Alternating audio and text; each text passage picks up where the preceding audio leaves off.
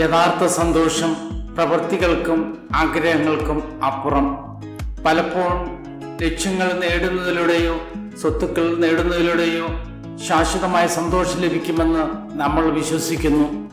എന്നിരുന്നാലും യഥാർത്ഥ സംതൃപ്തി ബാഹ്യപ്രവർത്തികളിൽ നിന്നോ ആഗ്രഹങ്ങളുടെ പൂർത്തീകരണത്തിൽ നിന്നോ അല്ല, മറിച്ച് ആന്തരിക സമാധാനത്തിൻ്റെയും സ്വീകാര്യതയുടെയും അവസ്ഥയിൽ നിന്നാണ് ഉണ്ടാകുന്നത്. അയാർത്ഥ്യമല്ലാത്ത പ്രതീക്ഷകളാണ് നിരാശയുടെ ഒരു പ്രാഥമിക ഉറവിടം. നിർദ്ദിഷ്ട ഫലങ്ങളുടെ ആവശ്യകത നാം ഒഴിവാക്കുമ്പോൾ ശരിയായ സന്തോഷത്തിന് സാധ്യതയിലേക്ക് നാം തുറക്കുന്നു.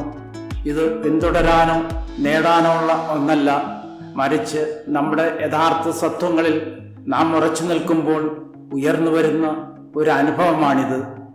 യഥാർത്ഥ സന്തോഷത്തോടെയും കരുതലോടെയും നാം നല്ല പ്രവൃത്തികൾ ചെയ്യുമ്പോൾ ഫലം പരിഗണിക്കാതെ അവ സ്വാഭാവികമായും സന്തോഷം നൽകുന്നു. ഭൗതിക സ്വത്തുക്കളിലൂടെയോ മറ്റുള്ളവരുമായ ബന്ധങ്ങളിലൂടെയോ പലരും സന്തോഷം തേടുന്നു. എന്നാൽ നിലനിൽക്കുന്ന സംതൃപ്തി ഉള്ളിൽ തന്നെ നാം കണ്ടെത്തുന്നു. അത് നമ്മൾ എത്തിച്ചേരുന്ന ഒരു ലക്ഷ്യസ്ഥാനമല്ല, മറിച്ച് ഒരു ജീവിത രീതിയാണ്.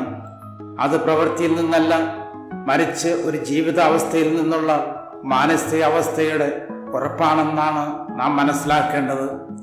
നമ്മുടെ നല്ല വികാരങ്ങളെ വളർത്തിയെടുത്ത് ആന്തരിക സമാധാനത്തിൻ്റെയും സംതൃപ്തിയുടെയും ഉറവിടവുമായി ബന്ധപ്പെട്ട് ജീവിക്കുവാൻ അത് നമ്മെ സഹായിക്കുന്നു.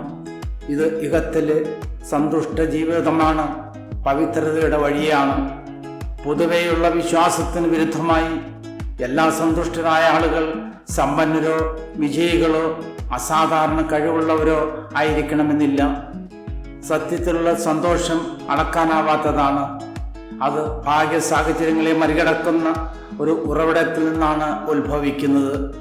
ഭാവിയിലെ ഏതൊരു ലക്ഷ്യങ്ങളെയും ആശ്രയിക്കാതെ വർത്തമാന നിമിഷത്തിൽ നാം എടുക്കുന്ന ഒരു തിരഞ്ഞെടുപ്പാണിത്. ഈ നിമിഷത്തിൽ സന്നിഹിതനായിരിക്കുക എന്നത് ആ അവസ്ഥ വളർത്തിയെടുക്കുന്നതിന് നിർണായകമാണ്. സന്തോഷം സമൃദ്ധിയുടെ ഫലമല്ല, മറിച്ച് സന്നിഹിതനായിരിക്കുന്നതിലൂടെയും അവബോധത്തിൻ്റെയും അവസ്ഥയാണ്.